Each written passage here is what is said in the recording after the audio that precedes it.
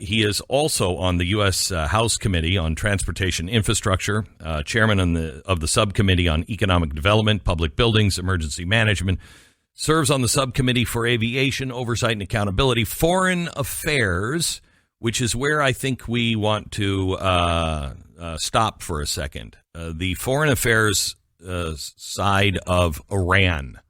What's happening with Iran and the United States of America? In particular, do we know yet who the source of the U.S. intelligence leak on Israel's plan to attack Iran? Do we know who that was yet?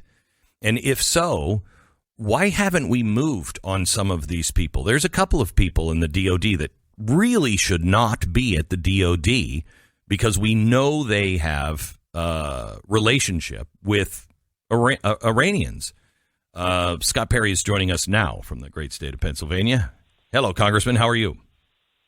Glenn, it's a great honor to be with you, and I think you've set this up well. As a matter of fact, while Americans shake their heads at what they see happening, I wrote a letter to President Biden essentially asking him what the strategy was for Iran and the lack of a strategy, letting him know it sure seems to me that the Iran strategy for America is being run out of Tehran. That's how bad it is, Glenn. It's that bad. The rhetoric from the Biden administration is let's support Israel, let's help our greatest ally in the region. But the actions of the administration are exactly opposite. And, from trying to undermine the prime minister, Netanyahu, directly, and of course Obama did the same thing. But did we hang on just a second? Did we have the State Department or anyone else interfere on that? Were we actually involved in trying to push Netanyahu out?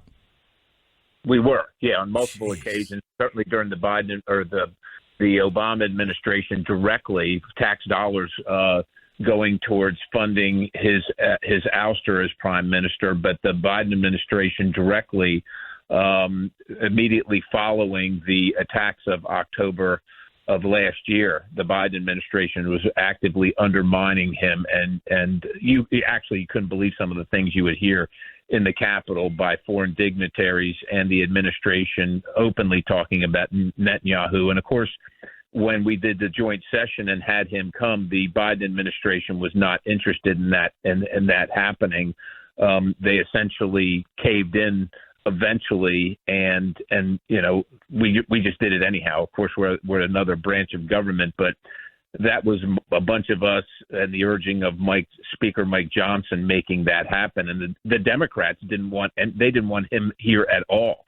And so it goes pretty deep, Glenn, and it's exceptionally dangerous. It is exceptionally dangerous. So do we know who leaked this? This was really damaging to Israel and our relationship. I mean, if I were the Israelis, I wouldn't share anything in advance with the United States now.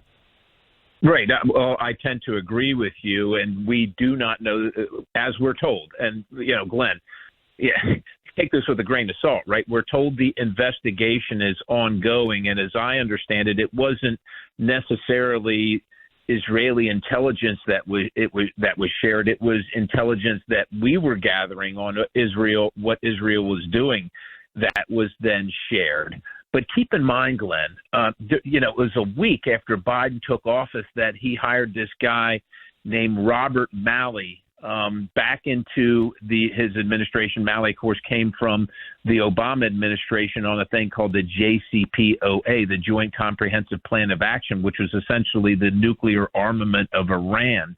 Now, Robert Malley was special envoy to Iran under Biden, but Glenn, he was groomed by Palestinian, Yasser Arafat. He's a guy who would repeatedly downplay Hamas's terrorist activity. So you got that guy as your lead player. And what's really crazy to me is that he hired this gal named Ariane Tabatabai, and she has even stronger relations with Iran. She would literally go to the IRGC, that's the Iranian Revolutionary Guard Corps, formerly formerly run by Soleimani, this guy that President Trump outright. She would go to him and them for advice on which conference to attend and which policy to support. She is now the chief of staff to SOLIC. That's the Special Operations Low Intensity Conflict Command. She would have had access to that information, right? Because a lot of people say she's the leak. Was she? No, and I'm not saying she's the leak, so I'm not saying that. But I think that she potentially could and would have access. It goes back to something like, if you're familiar with a gal named Ana Montes who spied on the United States for Cuba for 20 years, and she was in charge of the Cuba desk at at the CIA. And my point is that this administration and Democrats in general and in recent administrations have just fostered this environment where it's okay to hate the United States, it's okay to hate Israel, and it's okay to be for our enemy, which is Iran. And Glenn, this is we don't have a declared war with Iran, but if somebody at the government did this and gave this information to Iran, I think this does qualify for treason. I agree. I absolutely agree with you. And I don't use charges of treason lightly. It's the only one spelled out in the Constitution. But if you have the two witnesses of that kind of betrayal, it is treason. You were a brigadier general, if I'm not mistaken. You retired right before this administration, right? That's correct. Okay. Do we have a chance of turning this? Well, let me start here. Do you believe General Kelly's claim on Donald Trump at all? No, I do not. Okay. Do you have any experience or any insight, or is that just a gut? Well, obviously I wasn't in the room, but I can tell you my conversations and experiences with General Kelly while he was the chief of staff was that he was a man who was appropriately suited for his role in the military. And of course, his family's made enormous sacrifices in defense of our country, but that he was completely 100% out of his league as chief of staff in the White House. And with all due respect, those of us who have worn the uniform that think that it's an easy transition to political ventures, it's a whole different mindset and a whole different world. And in the military, where your enemy is obviously usually seen because of the uniforms they wear and the geographic battle lines, in this political intrigue world that we live in, the enemy is oftentimes standing right next to you and might even be in the same room and working on the same. He didn't seem to get that. So let me ask you the follow-up question on this is Kamala Harris came out, I think, in a very shameful declaration with the vice president trappings all around her to make what it looked like an official statement that he was going to purge the military of anybody who didn't agree with him, and that he was going to just put yes men in, which I would be absolutely against and stand against it if he did, but I don't believe he would ever do that. But as I was looking at it, I thought, wait a minute.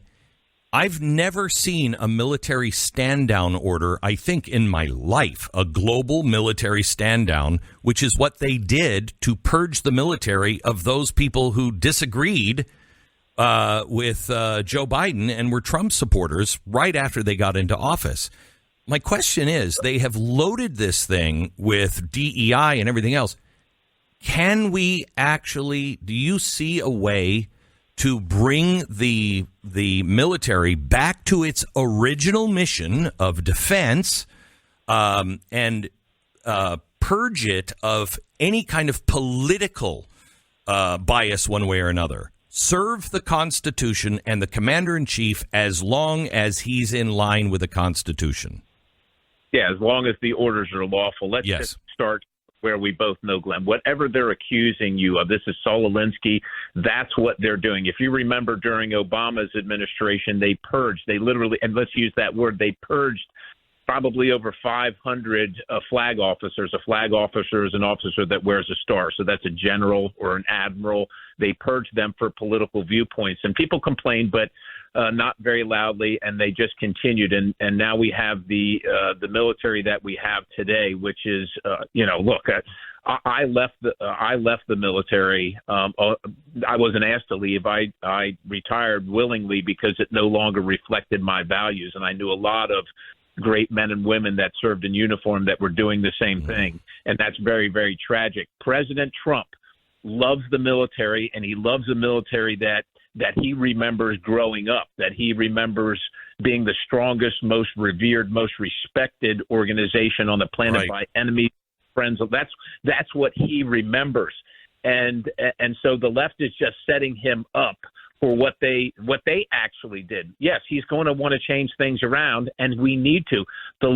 Our military is based on lethality and readiness, being ready to kill your enemy and vanquish them as quickly as possible so there's as least destruction as possible. And right now we are focused on everything but that, whether it's climate change, whether it's transgender surgeries. We all know it. And it's going to take a strong leader. It's going to take somebody like President Trump. But the other thing, Glenn, it's going to take flag officers who have now come up during the Obama administration and have towed the line so that they could be promoted to do that work. And it's going to take, look, we're going to have to just look at, I think, what your viewpoints are, and if you're willing to do the work of defending your country. And if you're political like Mark Milley, one of those guys, you cannot be in charge. You cannot be the chairman of the Joint Chiefs. You can't be in charge of SOCOM. You can't be one of those people that stands up at the podium at the West Point graduation and talks about, how much you hate Trump, or, that gender reassignment is a focus of the United States military. And it's going to take resolve. I will tell you that. And the left is going to go crazy about it. But our enemies need to know that they have to fear the United States military, because if they don't, and Glenn, they don't. They don't. Now. I know they don't. We've got the Houthis. We've got guys wearing shorts and flip flops and John boats defeating the most lethal navy on the planet, the United States of America. This cannot go on. We're talking to Scott Perry. He is a congressman up for re-election in Pennsylvania. It is a close race. Make sure you get out and vote. If you're in Pennsylvania, for Scott Perry and also for Donald Trump. Last question. I've only got what? And McCormick. Oh, and McCormick. Last question. I've only got about 40 seconds for an answer, so I don't know if you can do this.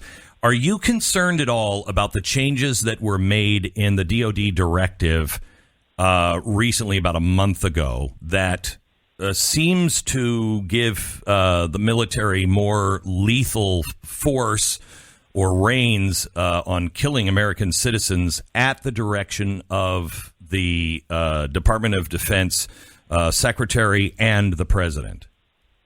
I am concerned about it because I think about that kind of power in the hands of somebody like Mark Milley. I'm not worried about it with President Trump, but I am concerned about it with somebody like Mark Milley, who is willing to call the Chinese, apparently, and let them know that, what President Trump was thinking. That is very, very concerning to me. The United States military needs to be outwardly pointing towards our enemies.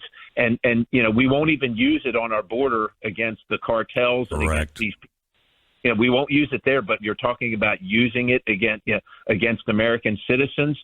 Absolutely. Look, there's a limit to this. We have a National Guard run by the states for civil disobedience opportunities or requirements. We didn't, the president at the time couldn't use it in Washington, D.C., but now we're going to use it against political foes.